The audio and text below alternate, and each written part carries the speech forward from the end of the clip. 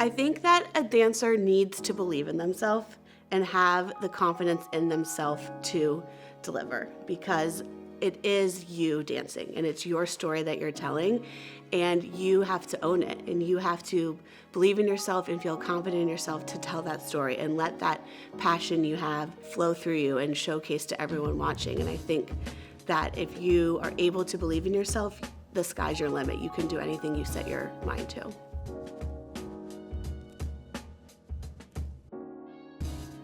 Hi, my name is Madeline Duckworth, and I am one of the instructors and owners at the McGing Irish Dancers, which is a Cincinnati-based Irish dance school.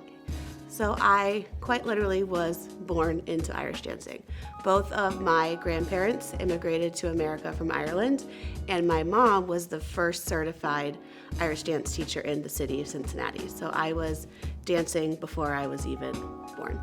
And I started formal dance lessons around the age of 5 and danced all the way through school up until I left for college. And then I returned home to Cincinnati after college, and I have been teaching full-time ever since. And I have also taken my certification to become a formal Irish dance teacher. That was a 3-day, 5-part rigorous exam. And now I just teach Irish dancing all day, every day. What I love about dancing is I think when I was dancing and now when I'm teaching, I think you can be your most authentic self when you're dancing. You're free to be you.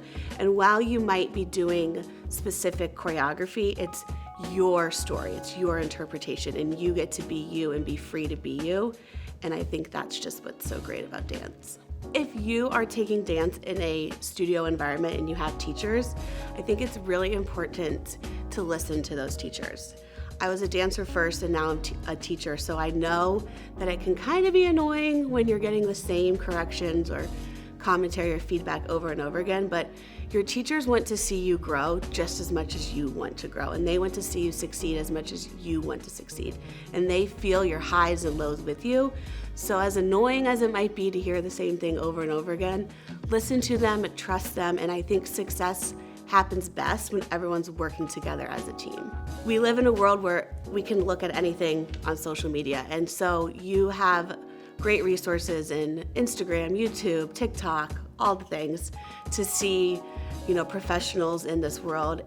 But you have to also remember that a lot of the times what you're seeing is someone who is a professional, and that's not you. So their story is different from yours. So while it might be great to look up to them and strive to be them, you have to remember you're on your journey and they're on their journey, and to not try to compare yourself. But you can use social media to expose yourself to more types of dancing.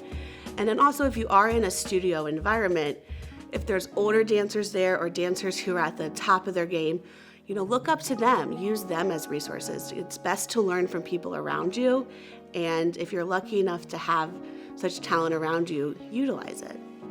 So as cliche as this might sound, one of my biggest tips is to practice, practice, practice. And I know you've probably heard that a million times, and you're probably sick of hearing it, and you're like, how am I gonna fit in practice when I'm so busy with so many other things? But if you really want to succeed at anything in life, you're gonna have to put the time in, especially for dance. If you want to succeed in dance, you have to find time to practice. And any practice you're gonna do, it's not only gonna hone your skill, but it's also gonna, again, teach you such valuable life lessons like time management and responsibility that's gonna carry with you so much in life.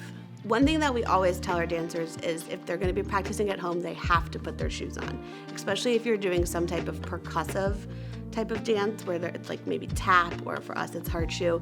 You really need to have your shoes on because you're not practicing full out if you're just doing it, in socks or barefoot. So we say practice doesn't count unless your shoes are on. But another thing about that I've noticed is a lot of times my dancers, when I'm like, oh, what did you practice at home?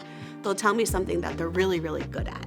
And I think it's easy to practice the things we know we're good at, but I would try to challenge you to practice something at home that that maybe you have a little bit of a hard time with, or you're always getting corrections on at class, and challenge yourself to work on that at home so you can make yourself 1% better every single day.